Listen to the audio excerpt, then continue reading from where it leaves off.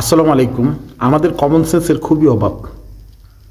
এই কথাটা কেন বললাম, সবাই হয়তো কৌতূহল নিচ্ছেন যে কেন আমি এই কথাটা বললাম। এই কথাটা বলার একটা কারণ হচ্ছে আমাদের ক্রিকেটের কমন সেন্সের কথা বলছি।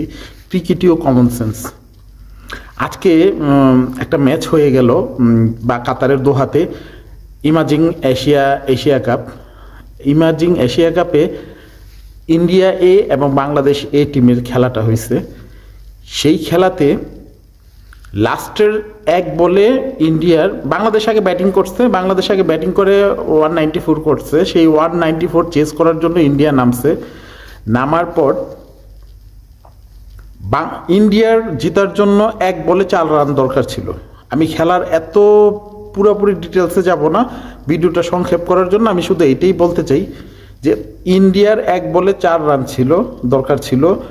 সেই এক বলে 4 রান নেওয়ার জন্য যখন বল করতে আসলো বাংলাদেশের বলার, তো বলটাকে জাস্ট আপনার লং অনে ঠেলে দিল ইন্ডিয়ার ব্যাটসম্যান, দিয়েই মানে একটা রান নিল এবং বল হাতে থাকতে থাকতে এবং থ্রো করতে করতে আরেকটা রান নিল।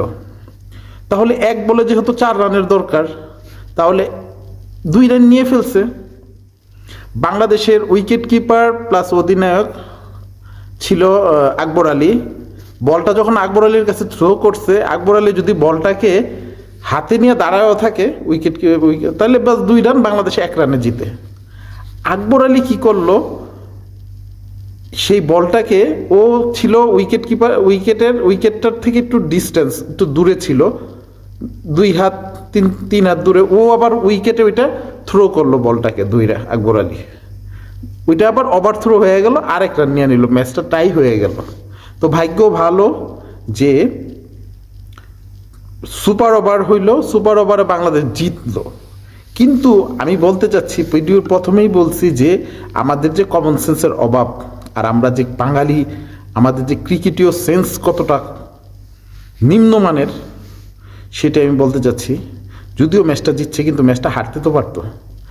খেলাটা হাতে ধরে সুপার ওভারে নিয়ে গেছে, এক বলে 4 রানের দরকার, সেখানে তার হাতে বলটা আছে, সে একটা উইকেট কিপার, বলটা থ্রো করছে একটা প্লেয়ার, তার হাতে বল আসছে, সে উইকেটের সামনে দাঁড়ায় আছে, 2 রান নিয়ে নিছে খালাস। একটা রানে তো বাংলাদেশ জিতবে তখন, তাই না?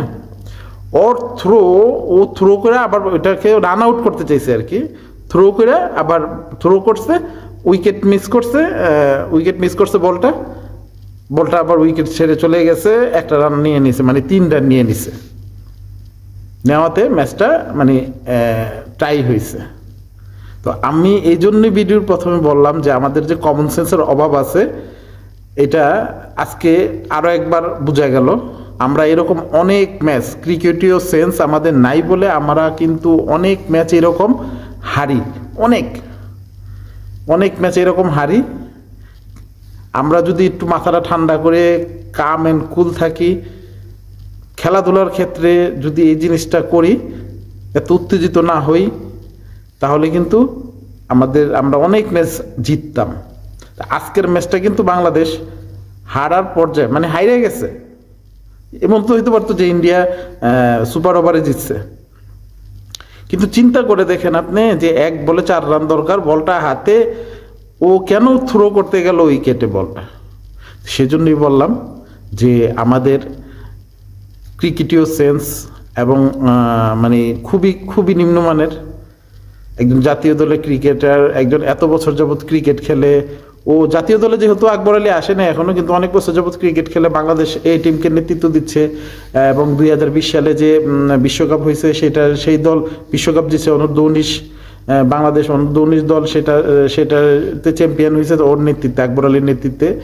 তো এত বছর যাবৎ ক্রিকেট খেলতেছে, তার এই সেন্সটা থাকা উচিত ছিল। হ্যাঁ, তো এই জন্য মনে হয় আমাদের একটা কোচ লাগবে। তো যাই হোক, বাংলাদেশ শেষ পর্যন্ত ম্যাচটা জিতছে। তো সবাই ভালো থাকবেন, শুভকামনা রইল। আসসালামু আলাইকুম।